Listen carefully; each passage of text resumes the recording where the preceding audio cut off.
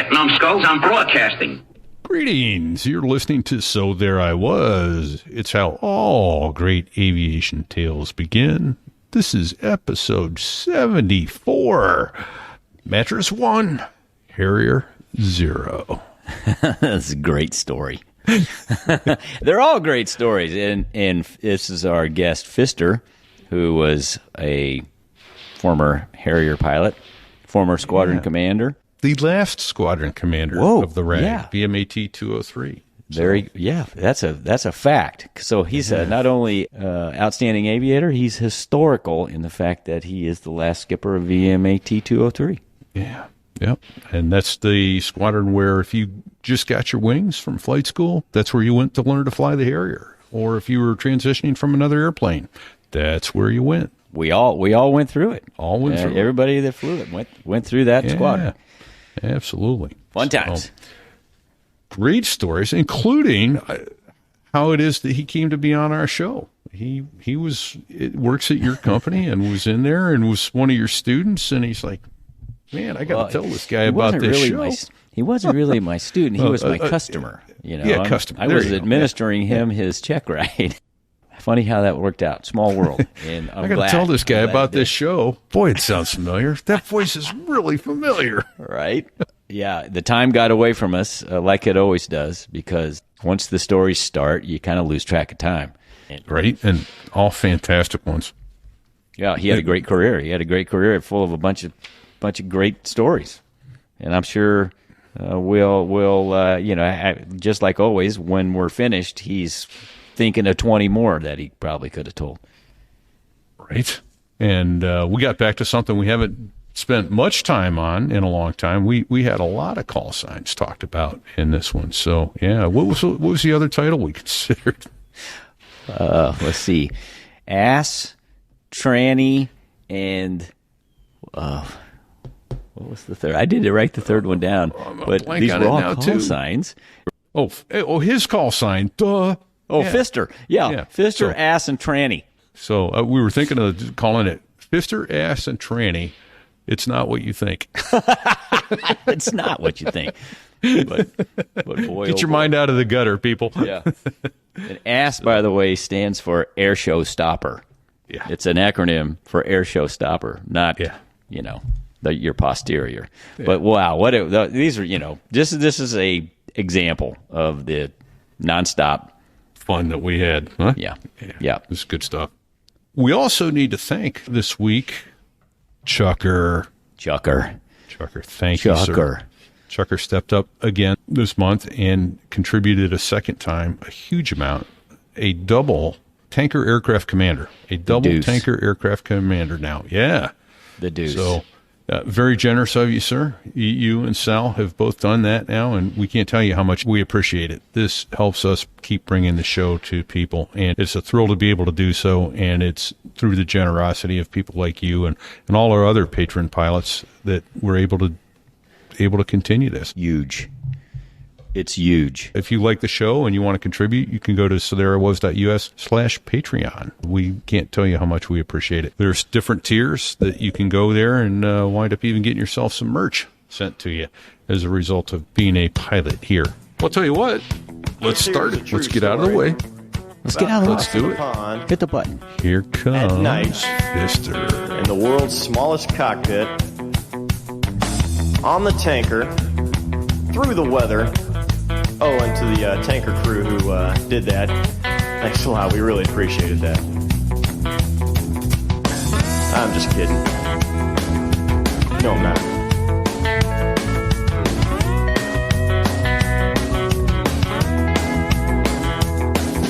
Well, there I was, crossing the pond, and you could see that I wasn't exactly fond.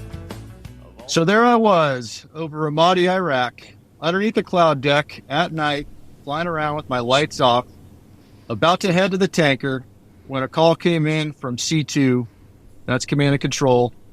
There is a tick in Mosul. And I thought, all right, game on. That sounds terrifying. Aviation stories start. That's a much better way to go. Yeah, that's just terrifying. Don't you know flying at night with your lights off is dangerous? Yeah. What in the wild world of sports? Well, the even funnier part is I was a MOTS instructor at the time overseas to help out 211, and I was doing exactly what MOTS tells everybody not to do, which is fly underneath the cloud deck. But good way to get shot down.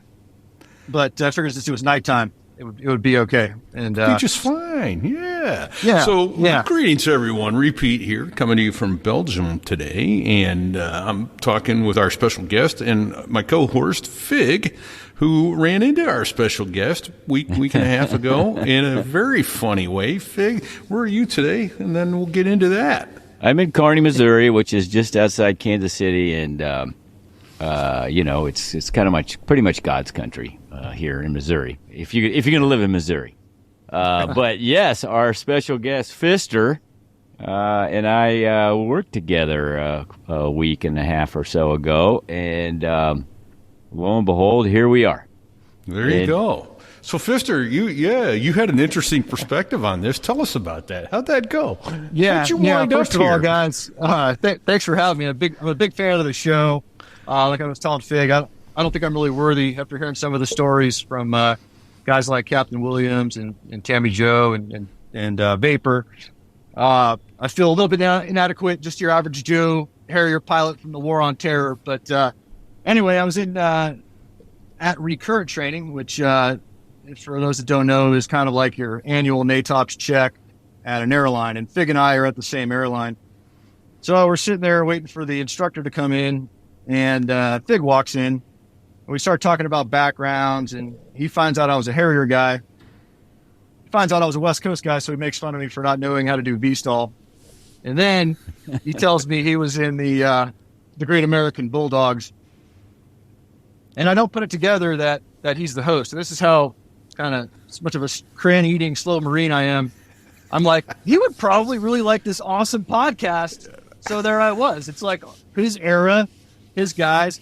So that was kind of funny. And then I'm listening to him, though, during the brief, and I start I know that voice. Where is that familiar? What is going on? And you guys never have your names on the show. You just use call signs. So I didn't put it together at first.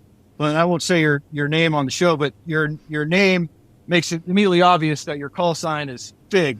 And I was like, wait, this must be Fig from the show. Holy crap. This is awesome.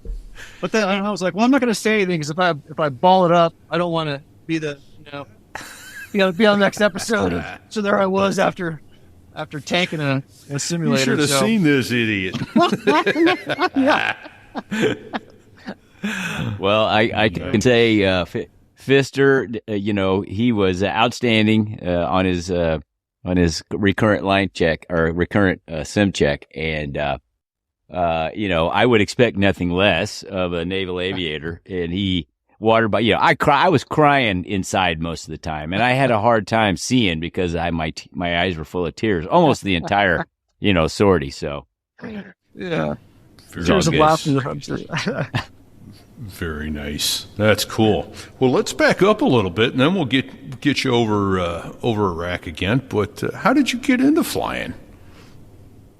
Yeah, so I grew up in the Bay Area. I remember going to some air shows at Moffett Field right down there. I grew up in a town called San Carlos, which if you've flown into SFO, it's about 10 miles south of there. So Moffett Field, saw the Blue Angels, kind of got hooked on aviation. My grandfather was in World War II, he was in the 3rd Infantry Division, so he had a lot of really awesome stories. My dad was in the Navy during Vietnam, so kind of two parallel interests there, both aviation and the military. And I went to UC Davis up there near Sacramento. The Marine Corps, the Air Force and the Navy were kind of looking for technical degrees with a 3.5 or better, none of which I was capable of. But I could run kind of fast, do pull-ups, and get a 2.5 and pass the ASTB, Aviation Selection Test Battery, the aviation test, to get a flight contract with the Marine Corps. And I figured if I couldn't fly for some reason, the Marine Corps was the branch I wanted to go into. So that's kind of how I got started. Excellent. Very cool. So were you a PLC or OCS guy? I was PLC combined, so yeah, I went and did the 10-week course. That's what I did between my junior and senior year. Yeah, that's exactly what I did. I don't know if I was a two summer guy. I don't know if I would have went back for the second one. Yeah, right. Yeah, we were talking about that yesterday. You know, that's the funny thing. I failed that IQ test. I did go back, but I just can't help but think that they just make it a little bit easier or a little bit more fun for juniors, because if juniors had been anything like seniors, there's no way in hell I would have gone back. Seniors sucked. Yeah. Listen, man, the first 8 weeks of that 10-week OCS thing, I was really it was I hated the Marine Corps, but I wasn't leaving. You know, I was like, no way am I leaving. I'm gonna show you son of a bitch. You know, can't make me quit. Can't make me quit, you bastard. And he tried hard. Yeah. Yeah. Well, okay. So obviously, you made it through, and you went to the basic school and then on to flight school. Any regarding OCS OCS, any memorable, humorous moments that stick with you to this day? No, nothing too memorable from OCS. TBS, I remember freezing my ass off because he was frozen fox. You know, I'm sure everybody says this, but supposedly that was the worst winter they'd had in Northern Virginia in like 20 years or something. Oh boy. So I just remember waking up in like snow drifts and dreaming of Pensacola. Right. Yeah. Hey, what Fox of what year? Fox of 02, 03. So I started September 02 and then finished up in like April. Actually, I was in the barbershop in either Quantico or maybe right out the gate there, town that was like Garrisonville or something like that. As Saddam's statue was getting pulled down. So I thought I was going to miss the war. I was like freaking out. Turns out it went on for a few more years. Whoops. Right? Yeah. Yes, it did. Oh, too funny. Thinking of that cold, I remember we were doing it. It's NBC, nuclear, biological, chemical warfare, lovingly referred to as Platoon in the Glad Bag in Quantico in January of '85 when they were doing Reagan's second inauguration. I think the coldest inauguration on record. So it seems to get there, which is amazing. How stinking cold it can get in the South, in Virginia. Right. Yeah. Oh, it's it was just for a California guy. It was not a fun experience. No, I was glad I had an air contract at that point. Right. Well, Big Mac. Speaking of air contract, right? Hey, that's an acronym you should probably define. Yeah. F it, I got my air contract. Yeah. That's right. Yeah, so that was like half our company was pilots. They actually called us like Fox Squadron instead of Wings. There were so many air contracts in there. Oh, yeah. Good. I guess there is kind of a funny story from commissioning, now that you mentioned that, because the day before I was getting commissioned, the OSO, who's officer selection officer, basically an officer recruiter, he calls me and he's like, Dan, we lost your flight physical paperwork. There's two options. You can delay, or we could commission you right now as a ground contract. And we'll switch it over to an air once we find your paperwork. And I'm like, damn it. This is like your total cliche, like recruiter kind of screwing you over thing. Right. But when I had all this family coming up for like commission and everything. This was in like April, and I had to wait like 6 months to actually start active duty. But anyway, I knew it was true that they weren't taking ground contracts. And that's kind of what he told me. He's like, we don't need any ground contracts right now. That was right after 9/11. Everybody was trying to join up. He's like, we still need pilots. So I kind of took his word for it and took the plunge and got commissioned as a ground contract. And it didn't finally get sorted out until I was like the first week of TBS. So. Oh shit. That's not stressful at all. Yeah. Oh. Yeah. But it all worked out. Wow. Well, you are a trusting individual. That's rough. That's rough. That could have ended badly. No two ways about it. For sure. So you threw a couple acronyms out in the very beginning, and before we get too far, Yeah. you said tick. I know what that means, but can you define that? Yeah, sure. So a tick is a troops in contact. It's basically a term meaning that there's friendly ground forces under fire from the enemy, receiving effective fire, I think is the actual book definition. And that then they the other need air. Yeah, thank you. That's perfect. And then the other acronym, I think we covered MOTS. Did we cover MOTS? Repeat. Yeah, we have, but let's remind folks. What's it stands for Marine Aviation Weapons and Tactics Squadron 1. Most people just call it MOTS. It's the Marine Corps' aviation weapons school, so kind of the equivalent of Navy, Top Gun, and Air Force weapons school. Perfect. Thank you. So that's pretty intense. And you taught there for how long? I taught there for 3 years, from 2013 to 2016. Wow. How many classes a year would you guys put through there? We would put through 2 classes a year, and then that's it.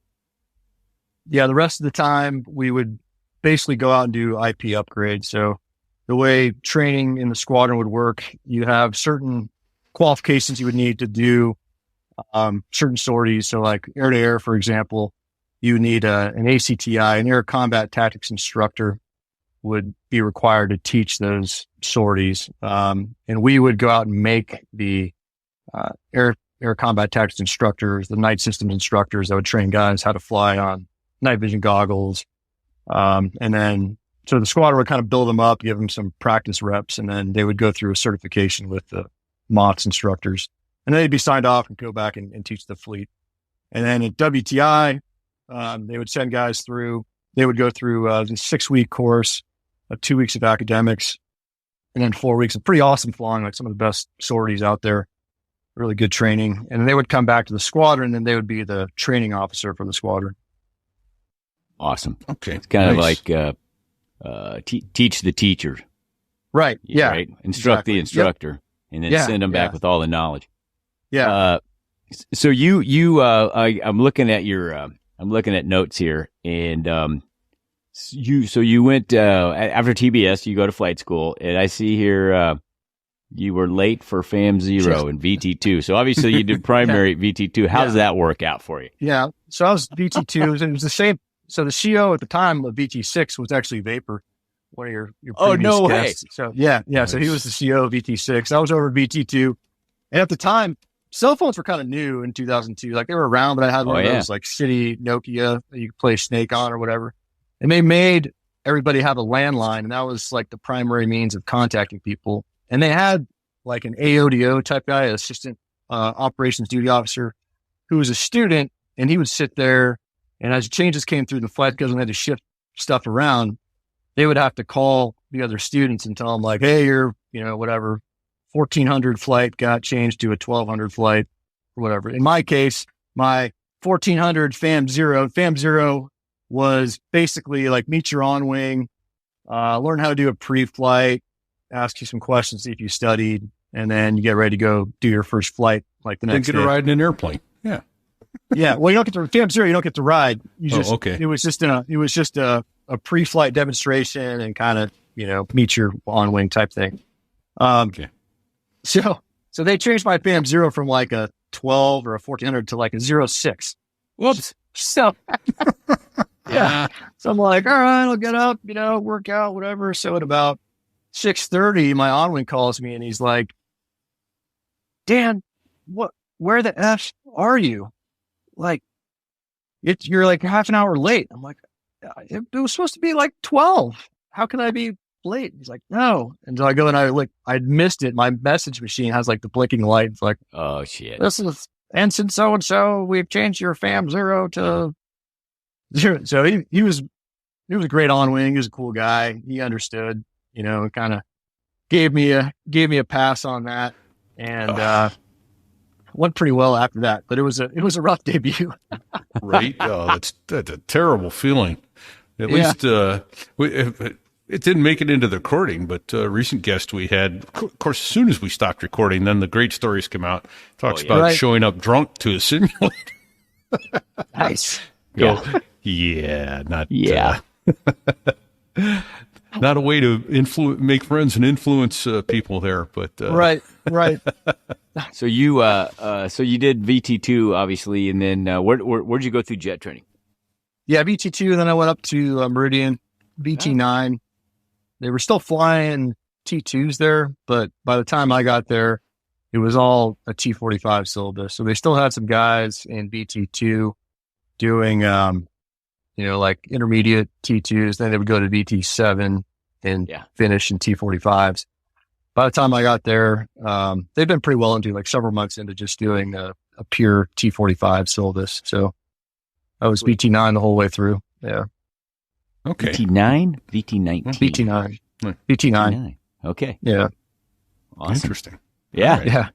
and then Yeah. obviously, so it says that you almost got prowlers. So obviously, you must have flown too Yeah, good at the boat, right? This is, I don't know. I wasn't particularly good at the boat. I mean, I passed my first time, but, I was definitely fleet average on that. But what happened was there was another buddy of mine, Scratcher, who I'll tell you offline who he is, and you probably know his dad. But anyway, me and him were neck and neck for the second spot amongst Marines that were selecting in that class. And they were doing like a quality spread. So basically it was like whatever the first guy wanted, he got what he wanted. Second guy got whatever he wanted as long as it wasn't what the first guy wanted. And then the third guy would get prowlers if there was a prowler spot. So Shit. So Scratcher was slightly ahead of me, but he went out on his ACM 15 check, that one where it's like the two students and the instructor, and he was at Key Field in Meridian because they were doing like an out and in or something, and he took the runway with no flaps, so he got it down, and that put my score just far enough ahead of him to put me in second. But Scratcher was anthroed out. So anthroed out is like anthropometric measurements. Oh, I think, yeah. Oh, yeah. Whether you can fit in the Your legs are too long, and Yeah. you fit in the ejection seat Right. brake Yeah. and all Yeah. that. So, okay. Yeah, Scratcher had some like dinosaur arms or something, so he couldn't. Well, he had long. It was deal. the thigh. Yeah. It's your femur. He had long femurs. Yeah. He had something weird going on. So he was anthroed out. So it fell to the next guy. So the guy after him got prowlers, and we both got Harriers. Whoa, So, good which deal. was Oh, awesome. man. Yeah. You know what's amazing to me is taking the runway without flaps. Okay, today that'd be a debrief item, but the crap in flight school guys got downs for. It's like, oh, come on. Yeah. I think Yeah. So I don't know. Did Another you give funny him any part of that downs as an story- instructor, Fig? Yeah, but I mean, no, I didn't. The ones that I gave downs to, it was a safety thing. Danger. Yeah. You could have killed me, somebody else, yourself, maybe a lot of people at once. Right. Those are the kind of things I was a down. Yeah. Absolutely. Yeah. Wow. Let's see. Man. So you got your wings, and this is about the 03, 04 time frame? So I started there in 04 in advance, and I got my wings in 05. So like August of 05. Yeah. And then over to 203. There was like a 6-month wait in the pool there. There was, For needing people, it amazes me the amount of time we spent in pools, and I don't mean swimming pools. Waiting to start the next phase of training. Right. Yeah. Talk about inefficiency. So what did they have you do for 6 months? That's a pretty good story too. So I had two roommates. We had a house on the river, the Neuse River there in New Bern, kind of that James City area. Yeah. And our one roommate, Pooch, he was like super pissed that we had a pool. Like he was like, this is bullshit. I signed up to go to war. Like, why am I sitting here doing nothing? He's like, I'm going to go tell the OPSO, like, send me to Iraq. This is bullshit that we're sitting here. I'm like, Pooch, don't do it, man. Don't do it. Bro. Yeah. It's like, this is not going to end well. Well, what he also didn't tell us was that our other buddy, Spackle, he had like some connection at Pax River. Like, I think his dad was a test pilot or something. So he was working a deal for them to go to Pax River and like fly in the back of Hornets and stuff. So Pooch does this. He goes in the OPSO's office on like a Friday. The OPSO was Words. I'm not sure if you guys know him or not, but Oh yeah. yeah. So he goes in there and he's like, this is bullshit. I'm in Iraq. You have to. I don't want to sit around in a pool and not do anything. He's like, all right, noted. So on Monday, there's an AOM and we go in there and the first thing out of the gate, we're just like, all right, we got some RP jobs coming down. Fister, you're going to go to S1, which is like the admin shop. You're going to help out this new thing called DTS, Defense Travel System. Oh, I don't know if you guys are familiar, but yes, it sucks. It's horrible. It's absolutely horrible. Yeah. And then our other roommate was Buck, and they're like, Buck, you're going to go to NATOP, to DOS, and help sort out NATOP's jackets. Director of Safety and Standardization. Yeah. Right. Yeah. Yeah. And then he's like, Peach and Spackle, you're going to Pax River to fly Hornets around. We're like, God damn it. Oh, man. Yeah. Yeah. So since then, I've always called him Good Deal Pooch. Thinking you might run into him because he's with us too. So if you see him, be sure to call him that.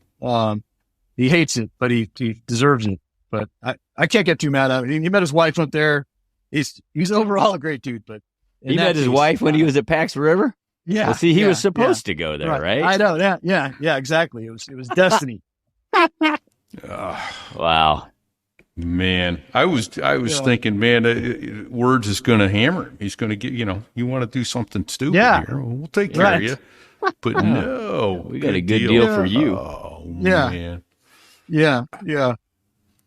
So Chase Cole said that's DTS is the worst. It is in the the comments section there. Yeah. And then, but backing up a little bit, Sticks was saying you could get Coasties get washed out for no apparent fear of death. I guess we saw some of that too. Hey, Taco Bell's on Tales with Taco, and he said the Matzig Marine Aviation Training Support Group. The Matzig pool where lieutenants check in, but they never check out. Kind of like Hotel California, right? Yeah. Oh shit. Oh. Okay, I don't want to get sidetracked here because we got to get to your stuff. All right, we got to get you back to Iraq. Well, yeah. So let's see. I don't know where to. I'm kind of looking at here. Initial tanker qual day before combat ops. That was your initial tanker qual. You can't do it in the RAG, can you? Yeah. So I'll repeat this the other day. So I get to 211 and we're like, we get there 6 months before we're going to deploy with the 11th MEU. That's Marine Expeditionary Unit, but most guys pronounce it MEU, MEU. And you deploy as a composite squadron with, in that year it was 46s. Now it's Ospreys, and some, attack helicopters, 53s, that kind of stuff. Okay. But anyway, we at 203 at the time, they were so, hard up to get guys out the door. They deferred the tanker code. So we get there, we go through all the workups in the fleet, getting ready to go on the deployment, and they can never get a tanker lined up. Every time it's scheduled, it falls out for whatever reason. So we get to the Persian Gulf and we're about to start OAF support, and I still haven't been in the tankers. Oh boy. And every sortie at that time was like multiple hits at the tanker. So thankfully, actually I think it was the Truman, might have been the Roosevelt, I can't remember, but there was a CV out there as well. And somehow they worked it out so we could go in there, join their tanker stack. And they always had a tanker configured F-18 to refuel guys if they couldn't trap for whatever reason. So me and BC came in there, 2 Harriers cruising through the Marshall stack and got my 3 plugs. I was qualified to go fly OAF the next day. So they give you like 50 pounds of fuel at a time or something. Hey, okay, get out of the basket. All right, come back in. Yeah.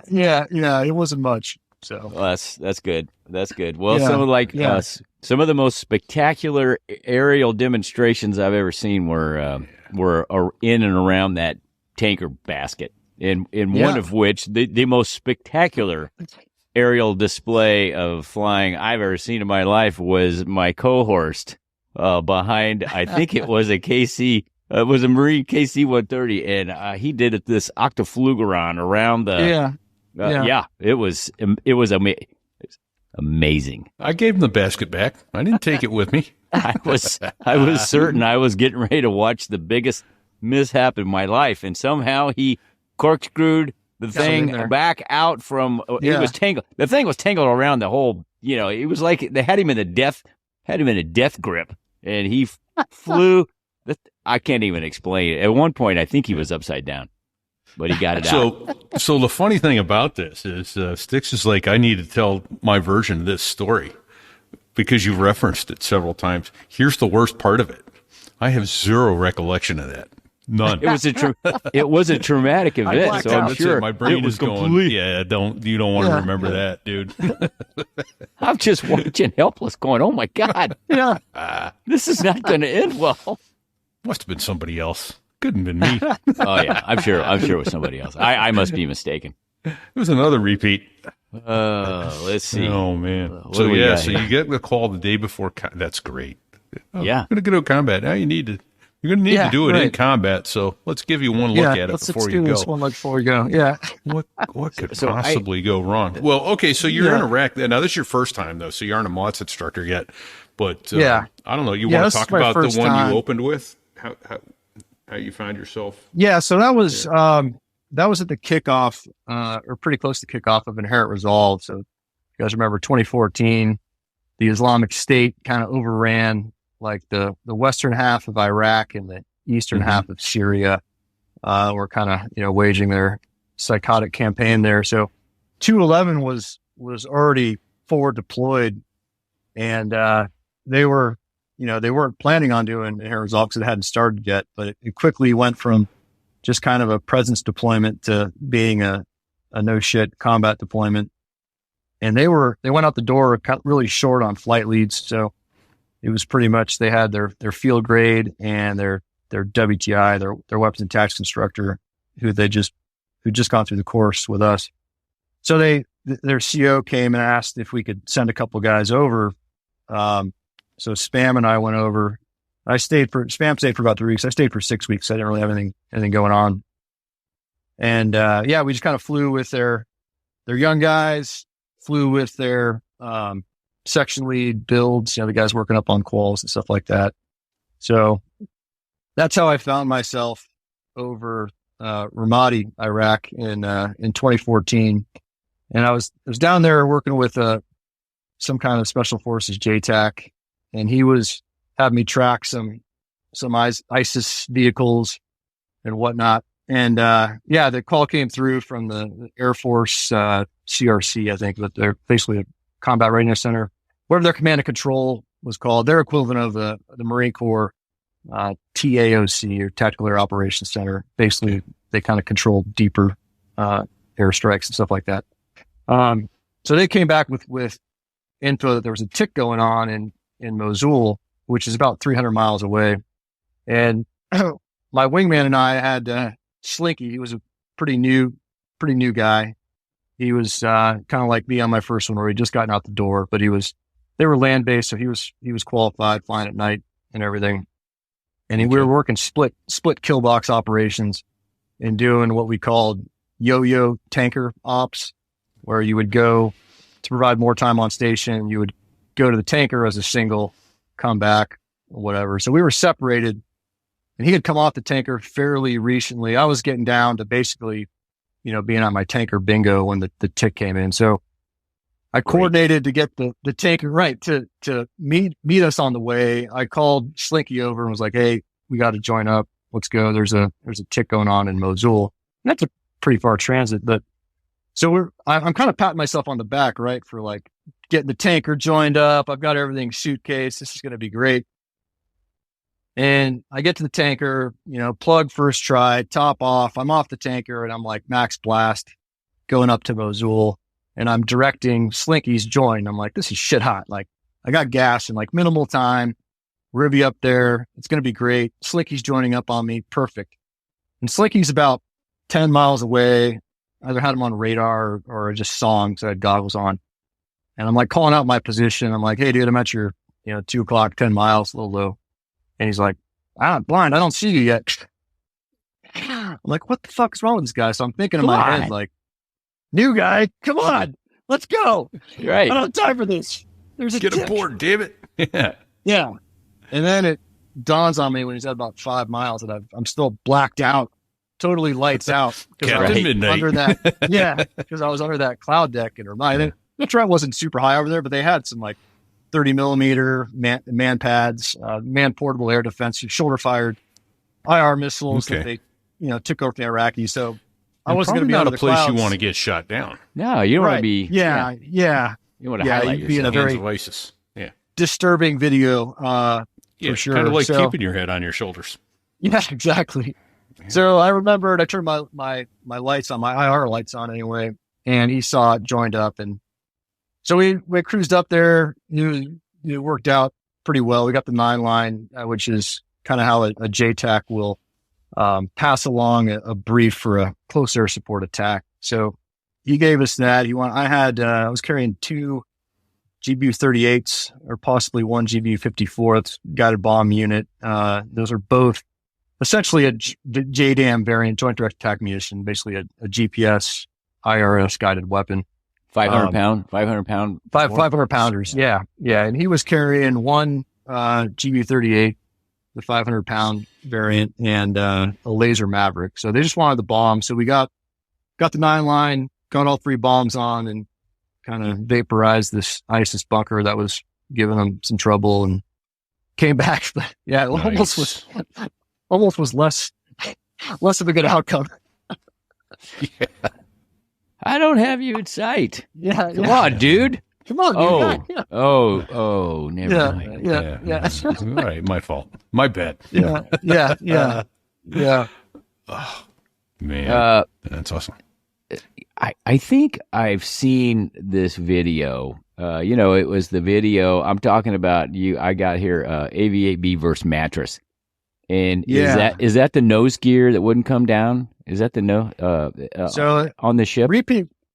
No. This is I actually left 203, but I had a lot of friends there still.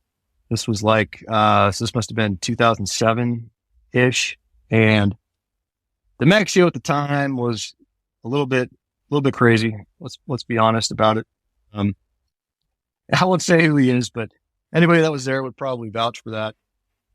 And Juice, you guys might know Juice, but he was flying. Yeah. Great guy, great instructor. I did my safer solo check with him. He was flying. I think they were doing a FAM sortie with a newer student, and their nose gear wouldn't come down. And like you guys know, that there's a procedure for that to emergency extend the gear. But I guess the Mag CO on his like UK exchange tour at some point had seen this happen. And one time they did the emergency extension and the nose gear didn't come down, and it like cracked the frame really bad. And so the second time they didn't extend they didn't do the emergency extension. They put a mattress underneath it, and it was like, it saved the day, supposedly. Well, Okay. so I'm seeing. Yeah. This doesn't sound like it's going to be a good. right. It's like, Hold on, I have to jump in here. What could possibly go wrong? I have to ask. I'm asking for a friend. Yeah. For a friend. So like I said, the Mag CO he was also kind of a micromanager. So he's listening to the 203 base frequency.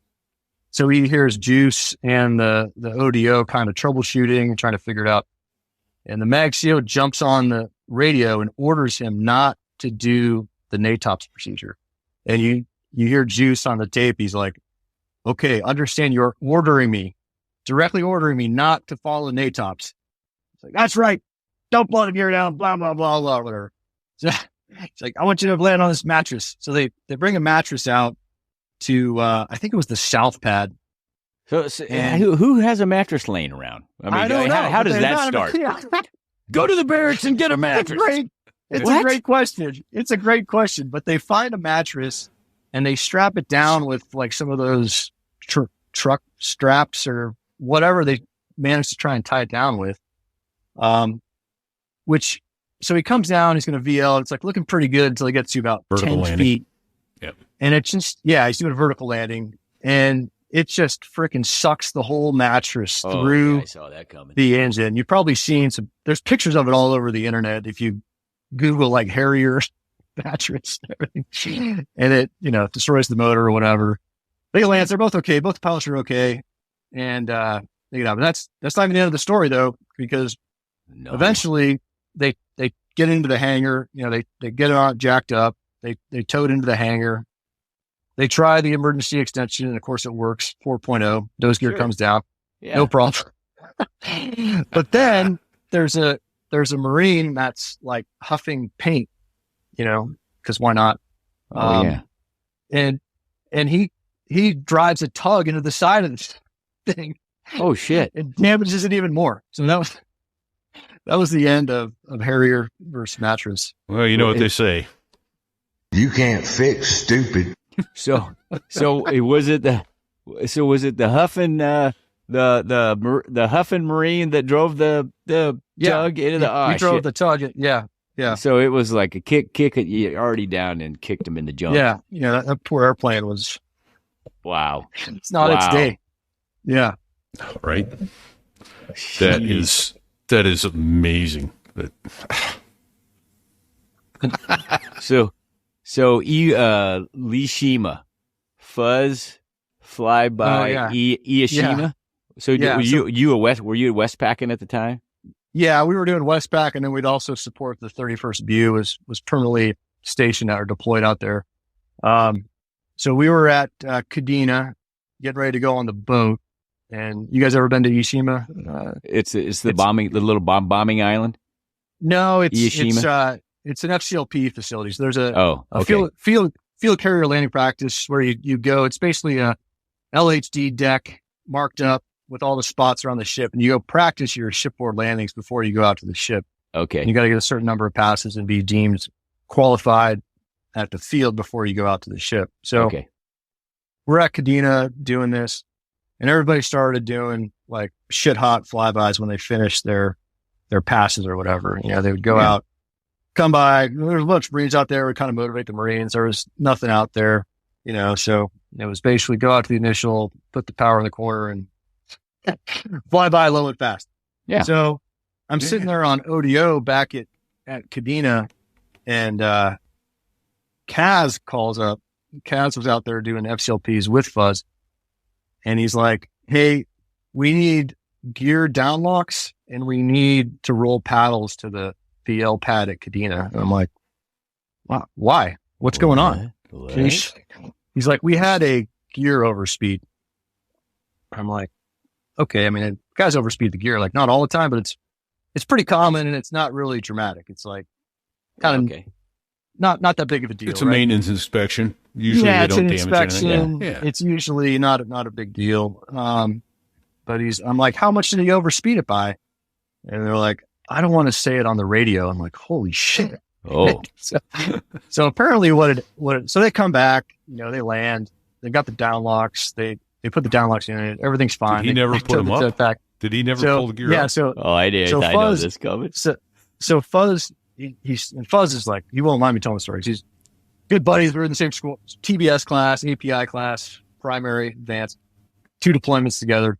So he does a short takeoff, which you always do with the ship, off the FCLP deck. And the LSO tells him it was GOAT, our XO. He says, all right, clear downwind for panels check, which is basically a way to say, hey, go fly low and fast without saying go fly low and fast. Mm-hmm. And he goes, report the initial. So he comes around, throws the power in the corner, gets going as fast as he can, calls the initial, and GOAT says, is your landing line on? Which, as you guys know, only is on if the gear's down. Yeah, right. So he hit about 525 knots with the gear down. So that is remarkable considering that's a lot of drag, right? I mean, that is a lot of drag. And he still had that thing going over 500 knots. Yeah, that's just power. It's sheer power. Yeah, man. Yeah, there's no stopping the. Did he still have all down low? Did he lose a gear door or anything? Did it all? No, everything on? was fine. It was all good.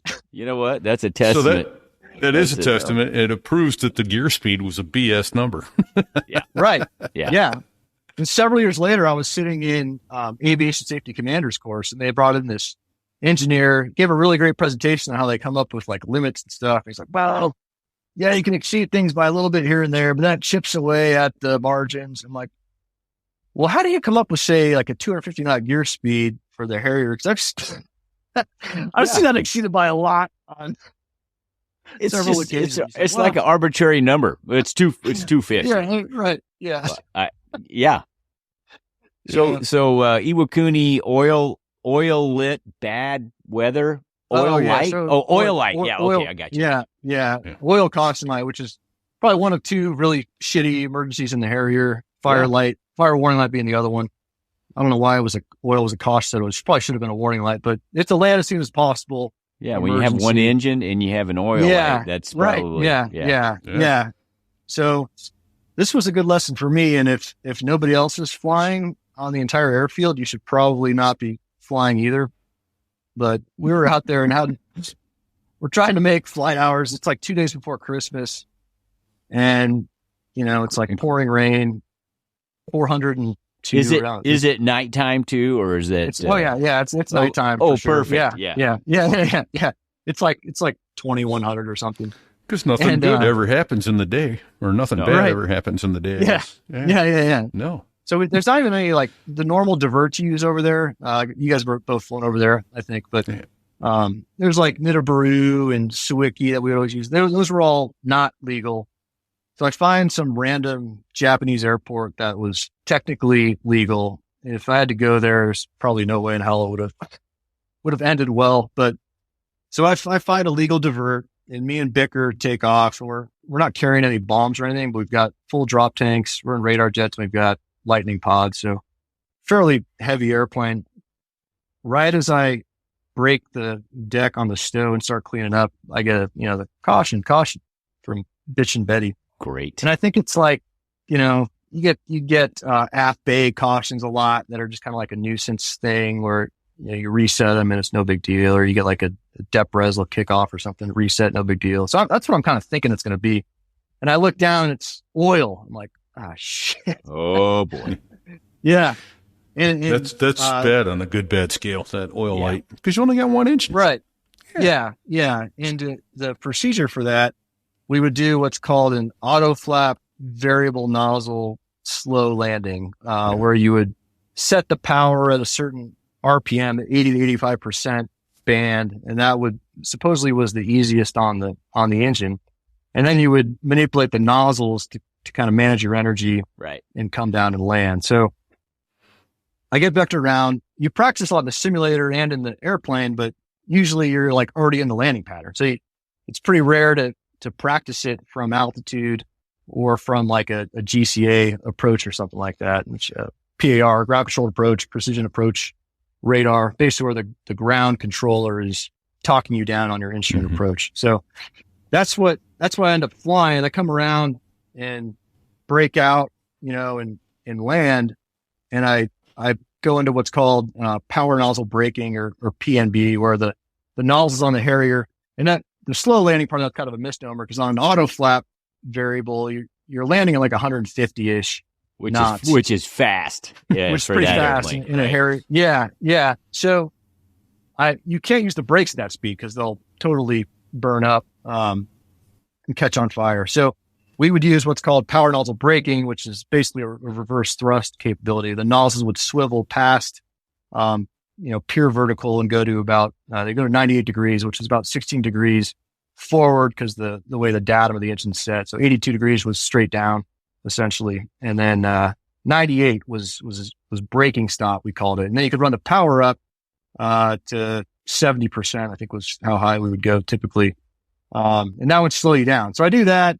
Everything's looking good. I'm down to about 60 knots. And if you guys remember the old runway, they since built a new one, but the old runway Iwakuni, it had a resting gear at like 1,200 feet. Yeah. And you guys probably remember the limit of the arresting gear was 5 knots. 5 knots. Something like that. Yeah. So when I go to brake to stop for the resting gear, I get like zero braking action. I'm just hydroplaning down the runway. Great. At like, 55 knots. I haven't really slowed down at all. And I see the arresting gear coming up. Beyond that, there's about 1,200 feet. And then there's no overrun or anything on this runway. It's just a cliff that goes into the water. So I'm kind of like, oh shit. I take the arresting gear at about 50 knots, just kind of thump right over it. Were you kind of cringing, waiting for one of the outriggers to snag? Oh, man. Absolutely. Yeah. But I get over that, no problem. I'm still going like 50 knots, and the end of the runway's coming up. I know it's not going to stop. Oh, shit. So I'm like, well, if the motor was going to quit by now, I think it would have quit. So I just stowed off again. So I just took off again. So I went, nozzled aft, which, basically points them all the way back. And I went to mill power. And once I got kind of the motor spooled up and felt the thrust kick in, I brought the nozzles back in to do a normal short takeoff. The only kind of drawback to that was I was in auto flaps and not in what we call stall flaps or short takeoff landing flaps, which gives you a lot more. You get 62 degrees of flaps in stall flaps. You only get 25 with the gear down in auto flaps. So I don't have the same lift capabilities, but kind of, and by the way, I dumped fuel down. So the whole time around the GCA, I had the dumps on, but I was coming down from like almost 12,000 pounds of gas. I got down to about 4,000. The internal area was like 2,800 pounds. So I couldn't get all the way down before I had to shut them off because I was about to land. So I have like 4,000 pounds of gas. I'm in auto flaps, and it kind of like unsticks and hangs out for a little bit in ground effect before it starts to kind of eke away.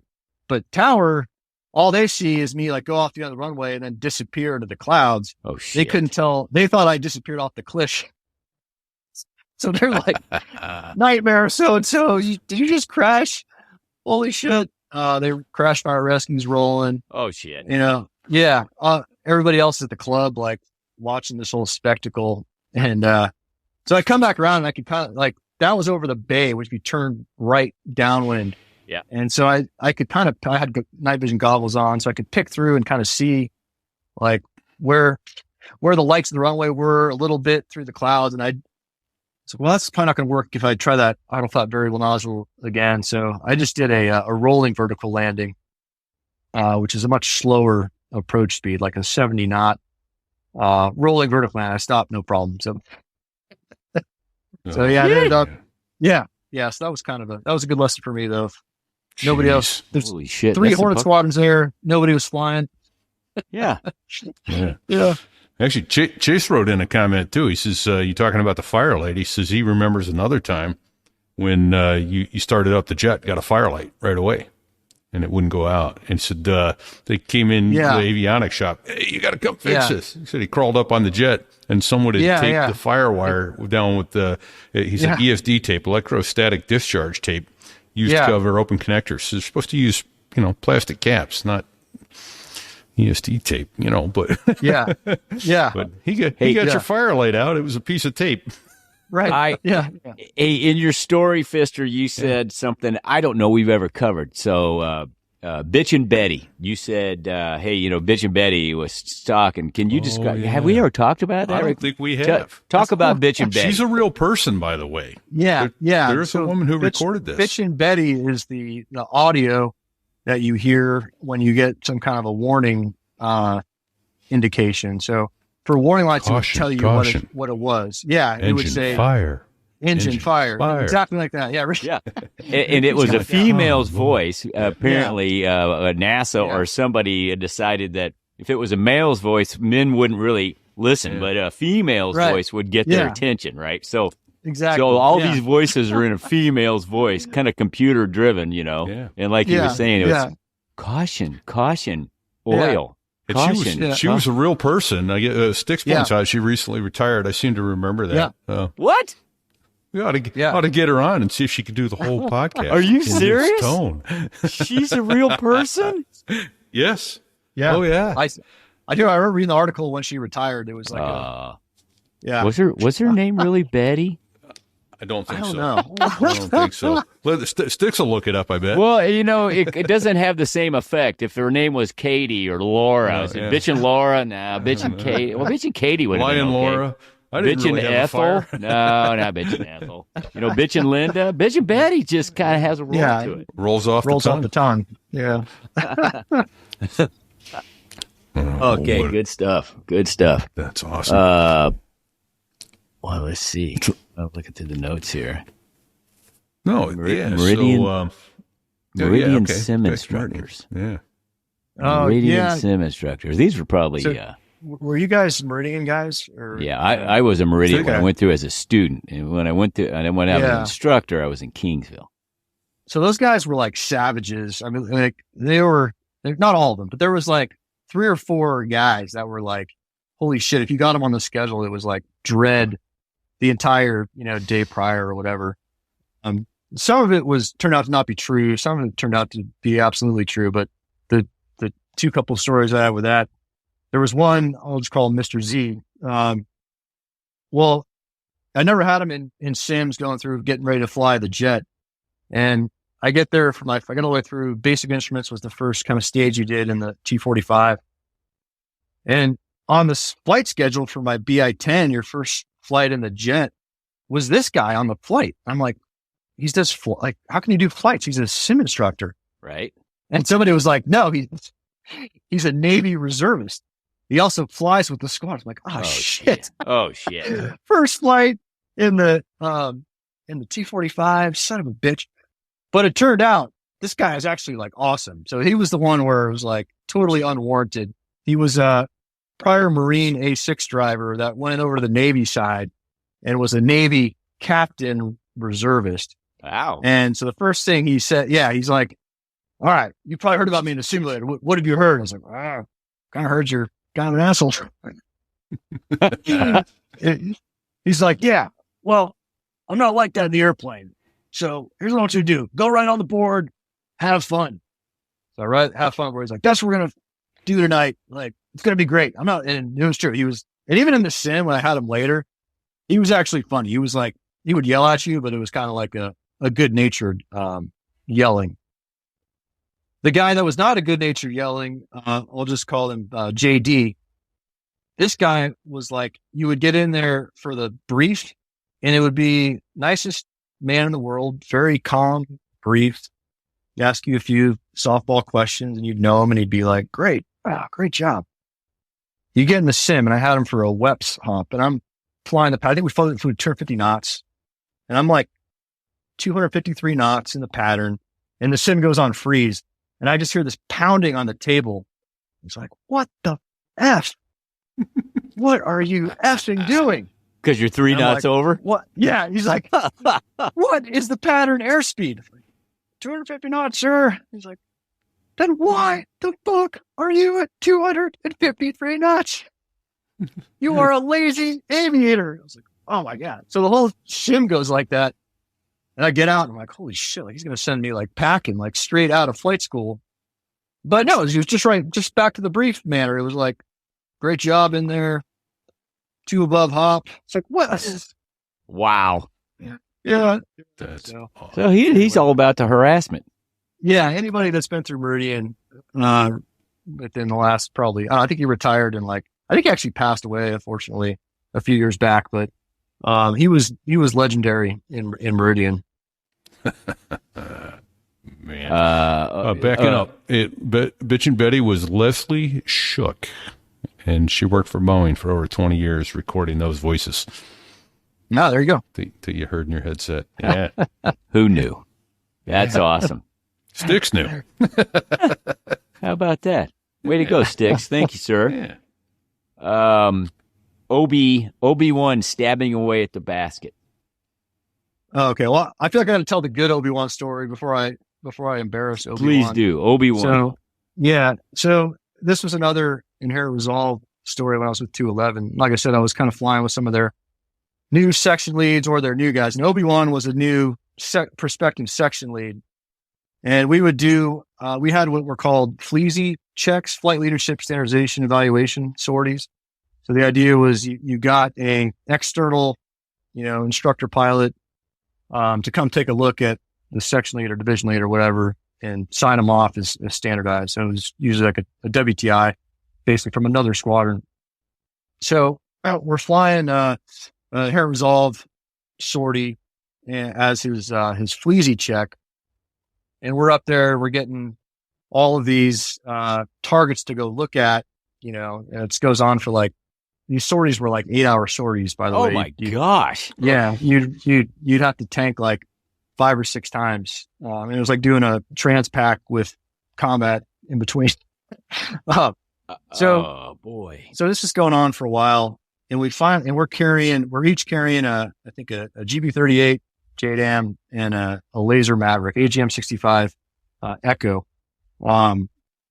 which is an awesome weapon, and you never get to shoot them in training, and I'd never shot one. So, we finally get. Hey, Fister, are both Yeah. you guys carrying a target pod, or is only one of you guys have a pod? We're both carrying targeting pods. So either Okay, one of us. okay. And that variant of the Laser Maverick, you had to buddy laze because the interface blanked out the targeting pod, so you couldn't self laze it. The ones they have now, the Echo 2, you can actually self designate and self laze it. So your But wingman at that would time- laze for you. Got it. Yeah, right. So we finally get tasking to smash this ISIS technical vehicle, which is like you've probably seen them on news clippings, a big, mech'd up truck with a heavy machine gun in it or whatever. So we're out there. They tell us, and they were dictating our weapon to target match in this case. So it's they wanted a Laser Maverick, and we would do before attacks. We would do what was called an attack weapons audible, where you basically tell what kind of attack to do, what the roles were, so who was the shooter and who was the designator. So he makes the call. We're calling him Siege. He says, Siege 1-1, Buddy LMAV, Siege 1-2 shooter, which meant I got to shoot the LMAV. So Nice. I was like, I didn't say it because I was like, oh, if I say this, we'll fine. I was like, dude, you just passed your fleazy check. But so we shot it. It was awesome. It blew this thing to hell. And then we came back. It's like, yeah, man, great job, especially letting me shoot the LMAV. And you passed your check ride. And you passed your check ride.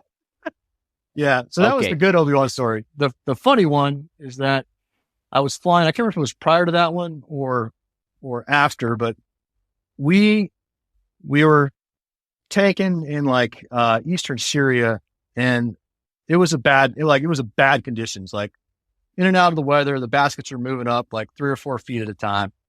And I went for, This is off, were you tanking off a KC-130, Fister?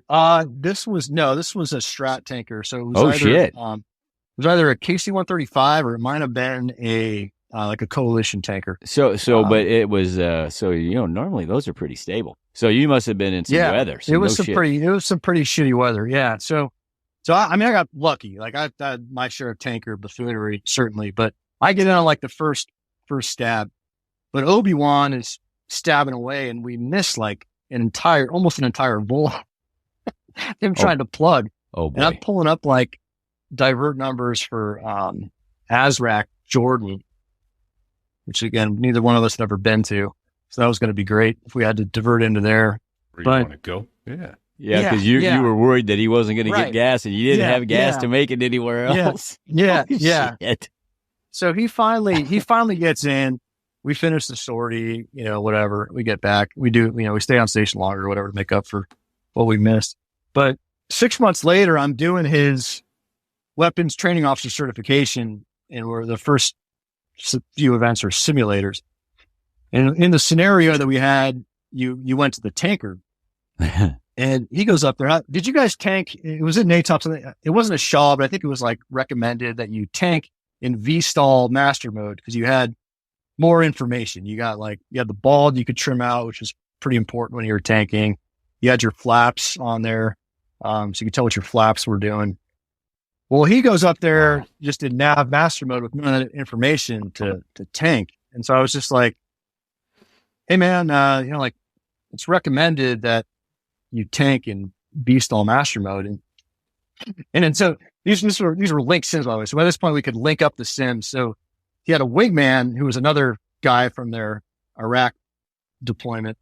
And I just see him like shaking his head because Obi-Wan goes, well, this is how I did it, in Iraq and Syria for 6 months. And like his wingman shaking his head. Actually, I have the cameras on him. And I couldn't resist. I was like, I keep the mic. I was like, oh yeah. Like when you were stabbing away, we missed the entire bull because you couldn't get that. No. Oh man, I was like, I'm sorry, I couldn't resist. Yeah, I guess you blank those things out, right? Because you don't want to remember them. And that's so good thing. Yeah.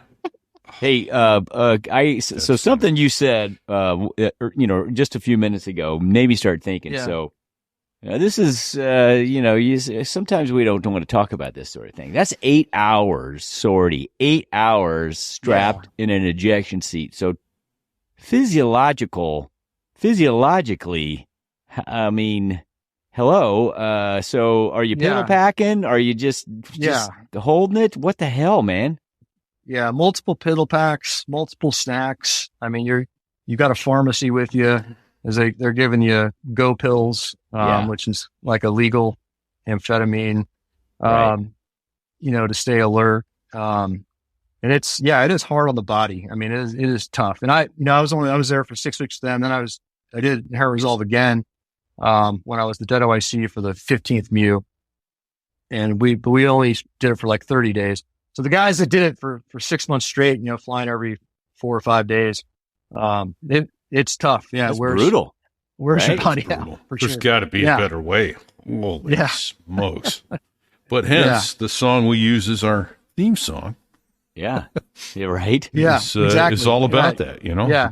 Crossing the ocean, you got no choice. Pedal pack. Yeah. And if anybody, in case we've never covered it before, I think we have, a pedal pack is basically a heavy-duty Ziploc bag with a sponge in it to soak up your urine. And it's got a zippy on the top, right? And there's a great Dos Gringos song about trying to execute that procedure. That's our theme song. Yeah, it's the 12-inch penis song. Yeah, that's it. We are an adult show or adult rated show, or not for kids rated show, I guess. The name of the song is 12-inch penis by the Dos Gringos. He's praying for that so he can use the pedal pack without pissing all over himself. So. Yeah. All right, Fister, to keep this thing moving, I see Westpac 31st Mu round 2 steel BBs on the flight deck. What the hell is that about? Yeah, steel BBs. That doesn't sound good. No, sounds downright bad. Yeah, the Navy would resurface their flight decks. They would have to basically remove the non-skid surface before they put the new coating on. And for some reason, I guess because it was the easiest way to do it, they would just blast it with like steel shot. And they were supposed to contain it very tightly, but that didn't always happen. And there was a couple of HAZ reps where this happened before, and some Harriers had gotten FOD damage because they're kind of embedded. They get embedded in the non-skid. And so right before we were going out to go on the ship, basically for the 31st Mu's kind of 2-week patrol or whatever they were doing, we meet so this was after we flew on. So we flew like 3 jets on, the other 4 were back in Kadena, and they pulled to port. So we have like a meeting with the ship's air department and the captain and everything. And I asked them, I was like, are you guys planning on doing this at all? Like, I've read a couple hazard reports about, this going on and damaging Harriers. And he's like, well, funny you should ask. We just did it like 2 weeks ago, but we did a really good job of cleaning it up, which was not true. And, you had the engines to prove it. Yeah. All 3 engines that we flew on. So, my skipper was like, oh, Fister, great job. Asked the question, but next time do it before we fly on, idiot. It's like fair. Oh man. Yeah. Field grade proxy war. Field grade proxy wars. What's that? Oh man. Yeah. So 513, there were some wild times in the nightmares in the mid or the late aughts, I guess. We had 2, the Opso Magua. He was Magua because you've seen Last of the Mohicans, the Magua, the Indian, it's like that. Yeah. He had a haircut, looked exactly like that. And, Critter. So Magua was the Opso. I worked for him. Critter was the AMO. They were both great instructors, great mentors, taught me a ton, but they were absolute savages on the JOPA. Everybody explain that. The Junior Officer Protection Agency. So basically the captains and below in a squadron would all kind of band together to, not get destroyed by the field grade. So Magua and Critter were friends, so they wouldn't fight too much, but they would like send their minions out to like battle each other. And we had another guy that worked at ops with me, Tranny. That's a whole other great story. But Oh boy. so Tranny. tranny, Not the so best tranny, call sign Yeah, anymore. Just right. saying. Yeah, probably wouldn't fly in today's world, but the story behind it's pretty good. But anyway, so one day Magwa sent Tranny down to the AMO's office to get the schedule signed off by the maintenance officer. And Critter looks at it and he's like, "What the fuck is this piece of shit? We can't do this. Like you're crazy. You know what? You should take this and punch yourself in the face with it." And he rolls it up into a ball and throws it at Tranny and like hits him in the face with it. And then he's like, "And go fuck yourself." So Tranny just stands there like deadpan and he goes, "Well, sir, would you like me to punch myself in the face first or go fuck myself first?" And he didn't start laughing at those guys. So, but anyway, The funny thing about that is people all the time to this day think I'm being either blunt or rude and shit. It's like, it's the way we talk to each other. yeah. We don't, That's you know, just- I mean, you yeah. forget that other people. That's life in a gun used to squadron. That is life in a gun squadron. You couldn't have said it better. Absolutely. Yeah, I mean, and that sort of interaction is happening all over the squadron spaces at any moment in time. Yeah, that's right. Yeah. Okay, that's awesome. All right, so how did Tranny get his call sign? Yeah, so when he was a student in Kingsville, you guys had read-in initials back then. So anytime something would come out, like important for the pilots to know, there would be a read-in initial. And if you were current on them, your little thing would be green, like a piece of paper or whatever. If you had one where they had to read before you went flying, it would be turned red. You couldn't fly until you read it and turned your thing green. Well, Tranny had like an amorous rendezvous with a girl somewhere down there in Kingsville that later her actual gender came into question. No. Yeah. And so, you know, his buddies, instead of being sympathetic and helping him, they decided to put that story into a read-in initial. No. Kingsville. Yeah, at the squadron. I can't remember which one he was in. So everybody had everybody had to read it. Everybody had to know it. That is awesome. Yeah. Yeah. Oh, that is outstanding. Yeah. Well, hey, you know what? That is a great call sign story. It's pretty good. And the best part was they turned it into a read initial. There's no avoiding it. It's savage. I know. That is truly savage. Yeah. That's beautiful. And yours is just a play on your name, so people that are wondering how you got Pfister. Right. Yeah. Yeah. Just nobody can spell or pronounce it. So there's nothing sexual that. going on there, there's folks. Nothing to see here. Yeah, that's right. Well, so along with the Tranny call sign, so there's Vegas shenanigans with 513. Is this the same time period here? Same cast of characters. Okay. The skipper was he is awesome. I'll tell you who is offline. I don't want to, he's still active duty. But so same cast of characters. And we had a K Corps where you had to dress up as your call sign. Okay. Oh, and boy. Tranny his wife's awesome. Great gal. He met her like 2 days before the K Corps, or maybe even the day before. And he had to dress up as his call sign too. So she lets him borrow her dress, her like leggings. He gets a wig and he shows up in his future wife's dress after knowing her for about 48 hours. No. That's a special woman there. Yeah. That's how we knew he had a winner. So. Oh my gosh. And so wait, so was were you guys doing a deployment over to Vegas? Was the K Corps held in Vegas?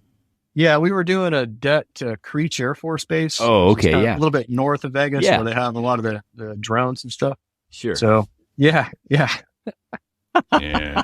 Okay. So we've called it K Court, but it's short for Kangaroo Court, and I think we talked about it way back when we were talking call signs. That's often where guys would get officially dubbed with their skulls. Exactly. Call signs. Yeah. And we had a special gavel in the Great American Bulldogs. Oh boy, we did. At the time of it wasn't Me Too then. It was, but it was Patsy Schroeder and all that going tail hook. That we wound up permanently sewing the squadron's gavel into a helmet bag. Yes, so it couldn't be open, and it was embroidered. Around. So you could carry it around, and not, but it was sewn in there. You couldn't even pull it out for K-Court. They had to just bang the bag on the deck. So if you can only use your imagination as to what might be in there. And it had beautiful Japanese embroidery on there with the VMA 223 Bulldogs, DOD was our gavel. So DOD is an acronym that we just won't mention what it stands for. It does not stand for the Department of Defense. Let's just put it that. And it makes a great gavel for Kangaroo Court.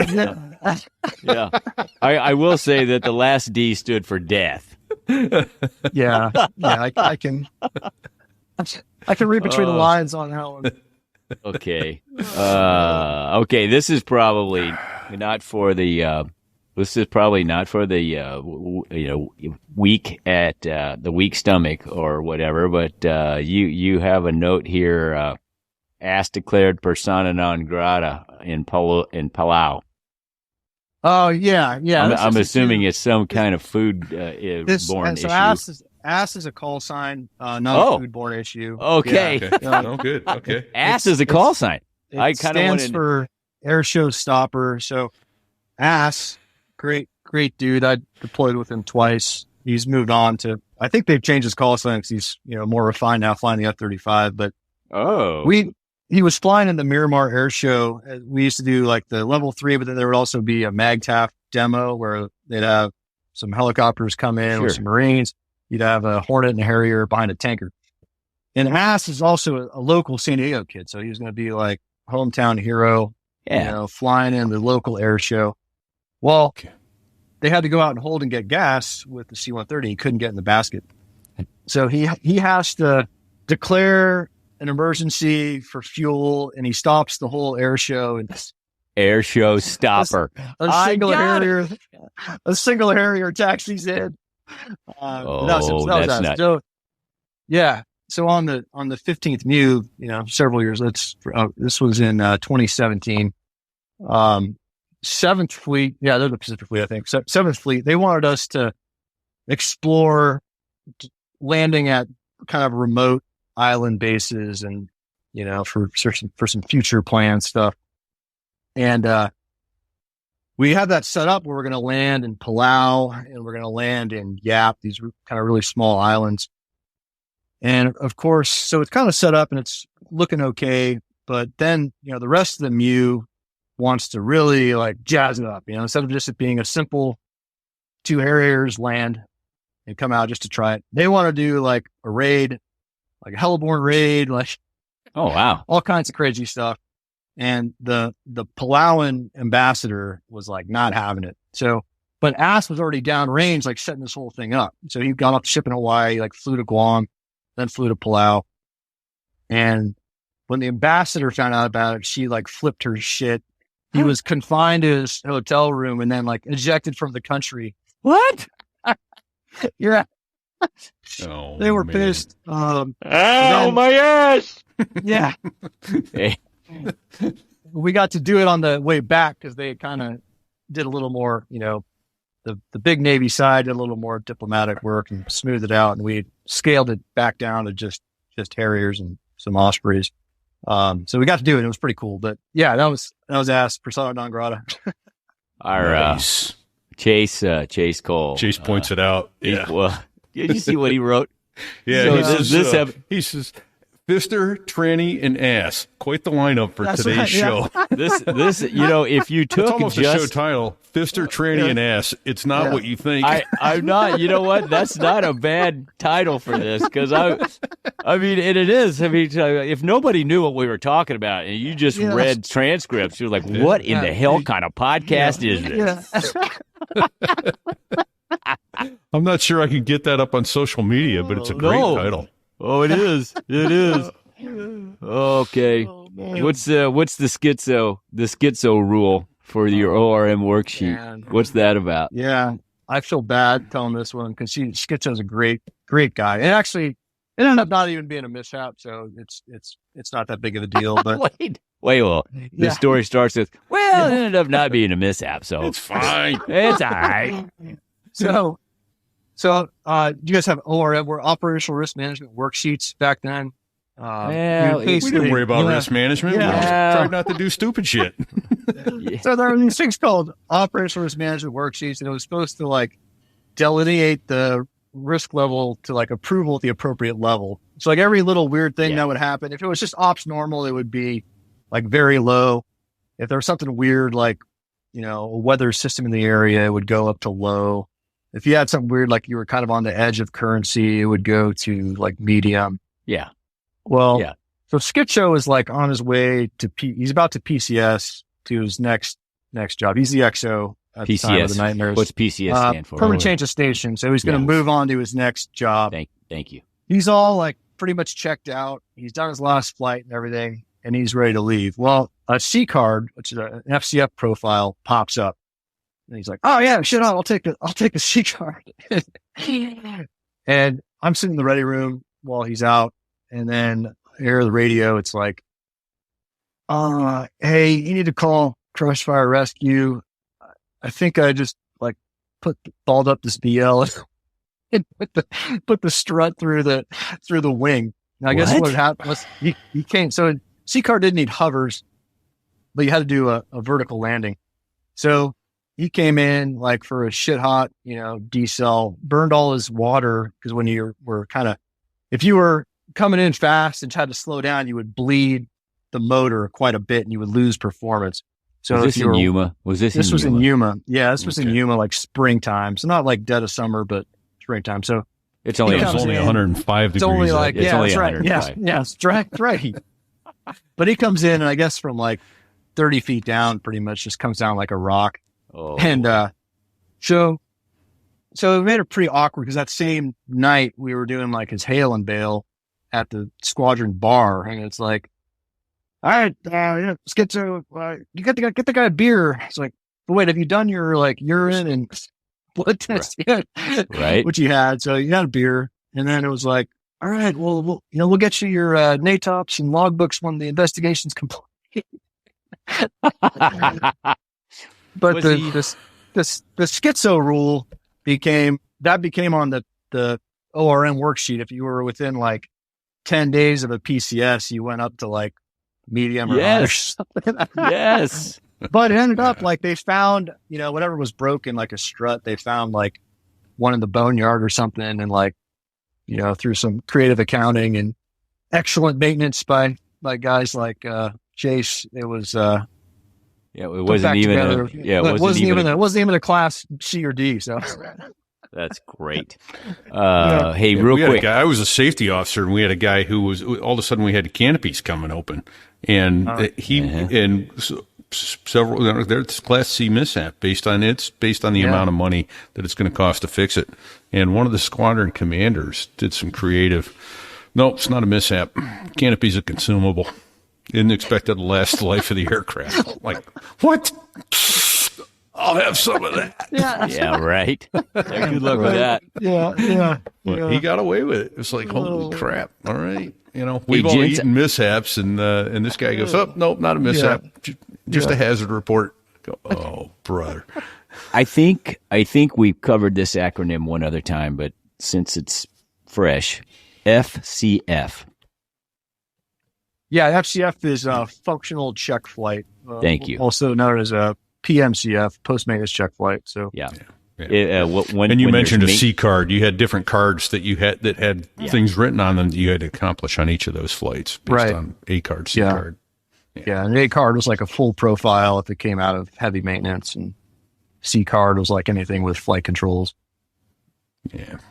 Awesome. So can I assume by the note that I'm looking at that you were successful at avoiding command and staff school? Yeah, I was. Yeah. So Yeah. So I was at Mott's, Mott's instructor, and I got selected for command and staff. Usually they would do, and that's like professional military education, we call it PME, kind of the steps you had to do to get promoted to the next rank and get command eventually. You could also do a correspondence course, which I had already done, but they would still want to send you to the resident school for, I guess it was considered more prestigious or whatever. But I wanted to go back and keep flying. It would polish you. It would polish you up so much to go in person, right? So I was talking to the Mott's CO about it, and he's like, we should just send a letter to the board and just tell them, like, hey, this is what I want to do. Like, I want to go back and fly. The fleet's short on qual. I was like, I think they'll see that, and they'll be like, yeah, no problem. Go back to the fleet. So I write this letter, and I'm like, dear members of the Military Command Staff Board, please don't pick me. For career progression, I require a department head tour, which is basically being like an operations officer, maintenance officer, or executive officer. The fleet is very short on flight leadership qualifications, and I have I had pretty much every qual there was. So I'm like, all right. So I send it in, and then I get a call a couple weeks later after the board met, and it's Twitch, another Harrier guy he was, I think, 2 COs ahead of me at 203. And he calls me. He was on the command and staff board, and he's like, hey, Fisher, we all like your letter about how fucking great you are and how much everybody needs you. Congrats, you're going to command and staff. Oh, you're going. So yeah, you're going. So I was like, shit. So I think I'm going, but that year, for some reason, they usually would select primaries and alternates. That year, they just over-selected primaries, and Falker was a Harrier guy, and he was the fixed-wing monitor. And I kind of pled my case to him, and he's like, yeah, you need a department head tour, and you need to go back to the fleet. So I'm going to take you off the list and cut your orders back to Yuma or to the fleet in Yuma. So. Nice. Well, nicely done. Well done, sir. Yeah. I had a feeling it was going to go the other way, but done. Yeah, it almost did. Right. Well, and it worked. I mean, obviously, you filled all the squares, and you were sought after, or not sought after. You were respected enough to get a squadron command. So that's pretty awesome. Yeah, absolutely. We've been going a little over an hour and 20 already. So what I want to do, let's talk a little bit about 203 and wind it up in there, I guess. So when it turns out, I'll tell it here. I'm assuming you retired coming out of 203. Is that correct? I did. Yeah, I had about 6 months after I gave up command till I could retire, till I go on terminal leave. We get your affairs in order and going. Okay. Right. Yeah. All right. So you were the last commanding officer of VMAT 203, which is where newly winged pilots and pilots transitioning from other aircraft go to learn to fly the Harrier. And I know that squadron COs wake up in the middle of the night sweating, going, "Oh God, what's going to happen today?" And I imagine you woke up twice a night because you're turning out loose new guys in this airplane. Yeah. There was a few days like that for sure. I mean, overall it was awesome. I had a great group of IPs that I let them do their thing, or at least I think I let them do their thing. I tried to treat them how I enjoyed being treated when I was a instructor in the fleet or whatever. But there was a few days. There was on one of the Yuma jets, we had like back-to-back Class Charlie mishaps. Like an Italian student had a high-speed departure and ripped off a pylon, and the pylon CADM, I think it was instrumentation pod, had came off. And then the next day, we were just talking about canopies. Actually, this one, I think there was a bird strike. So these guys hit like a pterodactyl out in the 2301 doing lap. So we've got back-to-back Class C mishaps. So we're like, all right, there's not really doing anything. Obviously, the guy mishandled the airplane, but we had checked the bird strike, forecast and everything. So there wasn't anything really we were doing that was wrong. So we kept going. And the next day, when we didn't have a mishap, I was like, all right. Now I see why, at the end of the stock exchange every day. Everyone clapping, even when it's a shitty day for the market. Like, thank God it's over. Right. This thing didn't come off the rails. We made it. Oh, man. Yeah. But most days were really good. It was a great tour. Huge honor.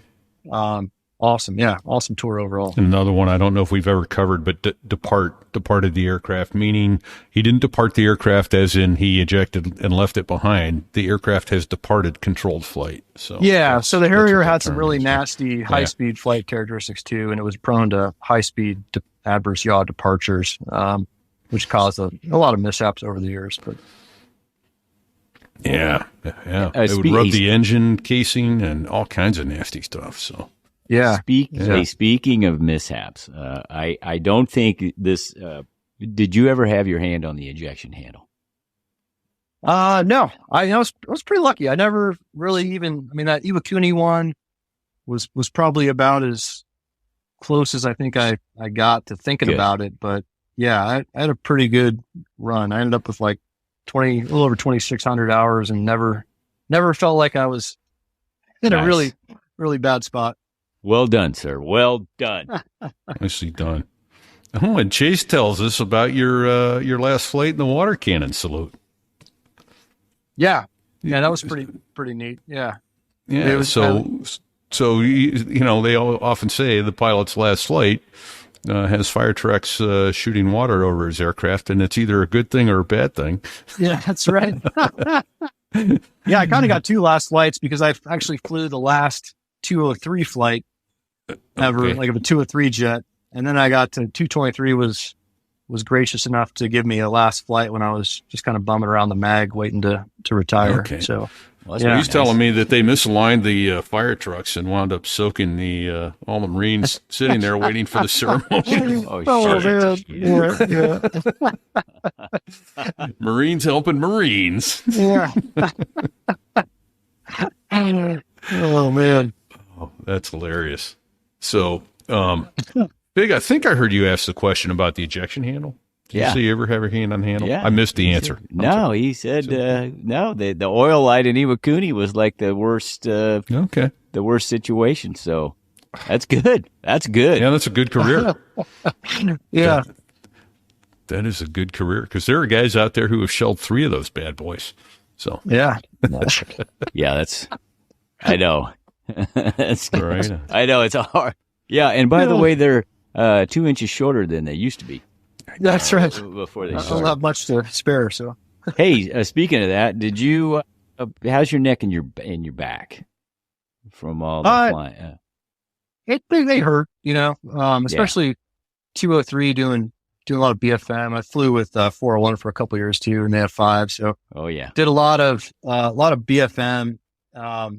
It's Basic not as bad maneuvering. now that basic fighter maneuvering. So, a lot of turning and looking under a lot of G's. So this kind of hurt, but not too bad. Yeah. Excellent. Awesome. What do you think? Should we wrap this thing up? Because we've taken a lot of his time. Yeah, we are indeed. But these are great stories. Yes. So, hey, first of all, Pfister, thank you for your service, and thank you for sharing. You're a very humble guy. I don't have any stories, and you actually have great stories. And the thing is, we're going to shut the microphones off, and you're going to start telling more stories, and that's just how it goes. So, anyway. Should we wrap this thing up? I think we should. So thank you for your time. Thank you for your service, and hopefully you'll come back. I'm sure you've got more to tell. We'll think of them as it goes here. Yeah, an hour from now you're going to go, why didn't I think about that? So when you do have that moment, make them a little bullet note. Yeah. And we'll collect them and we'll have you back. And also, awesome, next time you're sitting in the cockpit at work and you're just talking like we do, and somebody tells a story, go, hey, you need to tell this story to friggin' repeat, because that's a good one. Right? Yeah, I got to be careful. I think most of these stories wouldn't do well in our current line of work, depending on right. Yeah, well, you got to know your audience, right? Read your audience. You got to know your That's audience. Right. There you go. Exactly. So, all right. Well, thanks, guys. Well, thank you. Yeah, you bet. And we're glad you came and spent some time with us. We also need to thank some other folks here today. Yeah. We'll start off by thanking the folks over at Backbeat Media who handle all our advertising for us. We really appreciate that. Thanks, Dave Hamilton. Yeah. Dave Hamilton. That's He's his the company. Man. He also has the Mac Geek Gab and the Gig Gab business. That's for musicians. Yep. Yeah. In the I didn't put segment. that together for Gig Gab. Yeah. For Dave's the musicians. drummer. Huh? Yeah. Okay. So there you go. Yeah. So we've mentioned his name several times during this show, but Chase Cole, thank you for running the Facebook group over there. You're a huge help with that. Thank you to Styx, who is kind of a producer for us, does a lot of behind the scenes checking up and working on things. And another huge thank you to Chucker. He is our second. Last week we mentioned Sal Marinello is our double tanker aircraft commander.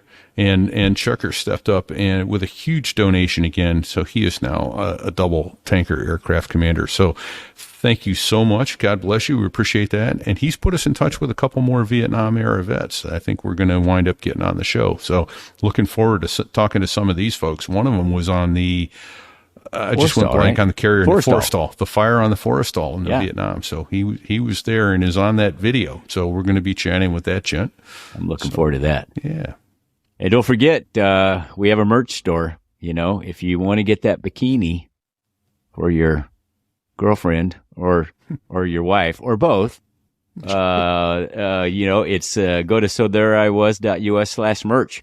And hey, we got hats, we got koozies, we got coffee mugs, we got what else? Bikinis, shot towels, glasses, shot glasses, whatever. Yeah. Shirts, polo shirts, T-shirts, and there was a request to get a hoodie up there. I'm going to see if we can get a hoodie going. Right. So, winter's coming up. So, yeah.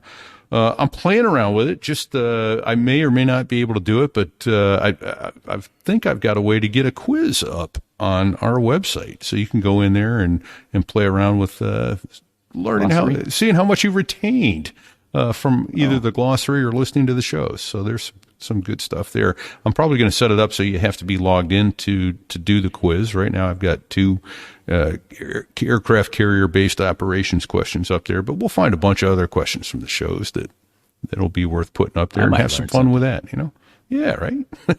I know I did just by writing the questions. So awesome. Oh, I know who that is. Those guys. Those are the 2 Air Force F-16 pilots that make the Air Force sound good. That's the Dos Gringos. Thank you to the Dos Gringos for letting us use their music. Dos Gringos. And their backup band, when those guys aren't there, the backup band calls themselves Los Gringos. Which is the Gringos. Sure. So, Fig mentioned the glossary, and, that's about it. I don't know. Do you have any advice for everybody until we get back together next week, Fig? Well, don't sit on the ejection seat handle. Don't do it. Stay safe and check 6.